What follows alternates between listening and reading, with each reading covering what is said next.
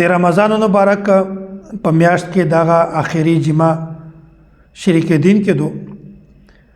په دغه کې یو طبقه داسې دو چې هغه په سوشل میډیا باندې د قضای عمرې په نوم باندې یو میسج ملاوي یو پوسټ دا چلاوي یو پیغام دغه جاری کړی وي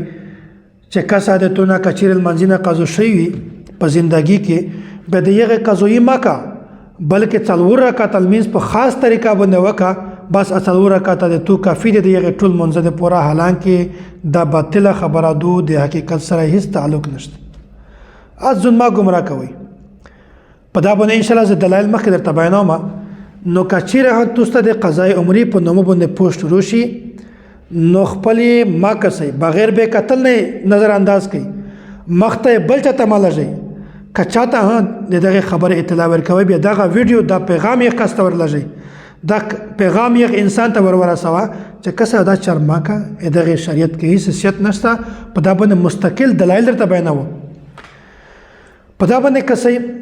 د میج اهل سنت والجماعت احناف دیوبند دا موقف دی چې کا یو انسان نل منځنه قضو شي کا لجوي کا ډیر وي کا قصدن وي کا نسيانن وي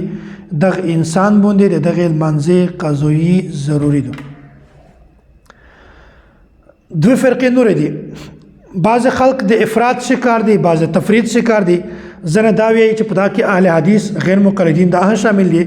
آیا چې د منځي قضوي ضروری نه دو بلکې توبه استغفار کافی دو استغفر الله دین دمره خلطه سن کړای دی چې ټوله ژوندۍ ول میز نه وکړای بس خالی توبه استغفار کا بس په دا باندې عجیب خبره کو دی نو دای دا وی چې بس توبه استغفار کافی د منځ قضوی نشته حالانکه دا د شریعت بالکل مخالفه خبره ده یو طبقه دادو چې د کیمه عمره القضاء په نو باندې پوسټ چلوي چې اخري جمعه باندې څلور رکعات په خاص طریقه باندې وکا بس دغه څلور رکعات د تو د ټول ژوندۍ د قضوی منځ پر کافی دو دغه قضوی ما که بس څلور رکعات باندې قضوی ټول وش دغه د شریعت سره هیڅ تعلق نشته نو د اهل سنت والجماعت دا موقف ته چې قضوی منځنه کلش کی وي او کډر وي د چانه قضا شوی وي بیا دغه قضوی ک رمضان مبارک په اخري جمعه باندې په څلور رکعات په شکل کې وکړو دغه قضوی کلا نش بلکې چې څومره منځنه قضا شوی دی دغه ټول منځي قضوی د په انسان باندې ضروری ده د خلک فضل خبره ته غوښنه منسه په دا باندې څو دلایل دي اول دلیل خو صحابي رسول حضرت انس بن مالک رضی الله تعالی عنہ دا روایت دی قال نبی الله صلی الله علیه وسلم من نسي صلاه او نام عنها فكفارتها ان يصليها اذا ذكرها یا چې نبی علیہ الصلوۃ والسلام دا ارشاد نقل کړی دی چې کوم انسان المنز قضو شي د دنه پوت شي ویر شي زنه یا وود شي د دغه مازینه پوت شي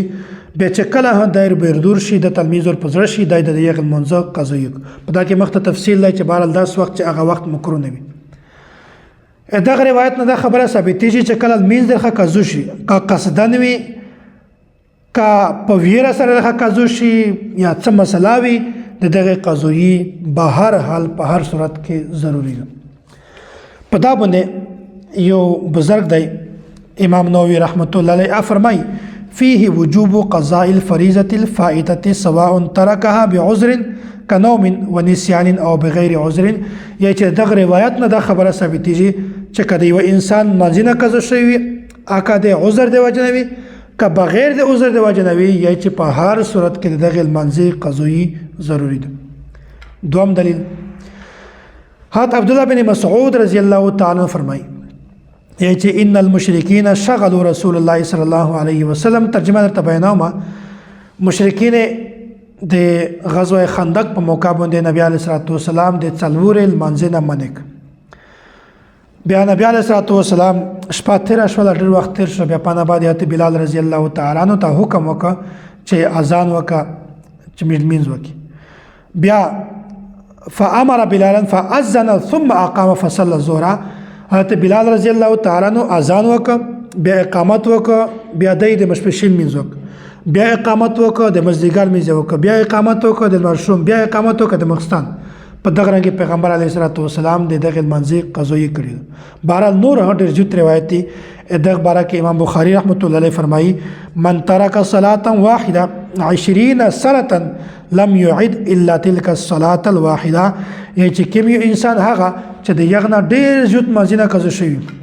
یا لږ قضا شوی یا یو منځ قضا شوی د یغل منځ شل کولا ویل نه وتلی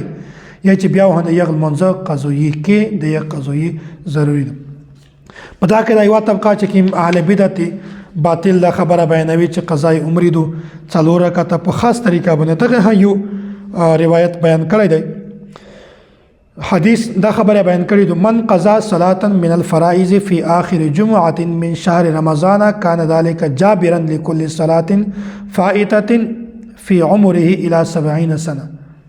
بهرحال خبره هغه بیان کړی چې مکه ما خبره تاسو کړې و چې 4 رکعات دي په خاص طریقه باندې دي. دغه باره کې مولا علی قاری رحمت الله علیه متوفى 1014 په دا واقع وفات شوی و.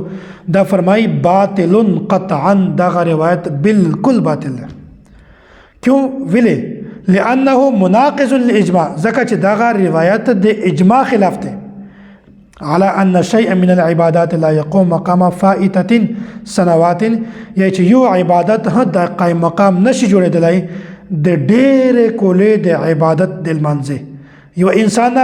لاس کول لمانځه نه قضا شوي دا صرف 4 رکعته فرض منځ وکړو یا 4 رکعته په خاص طریقه باندې منځ وکړو چې دغه ټول لمانځه قضایي دو یا چې داسې خبره کله نه دو. لہذا اهل سنت والجماعت د موقف ته چې لمونځ درخه قضا شي د یغه قضایي ضروري دو.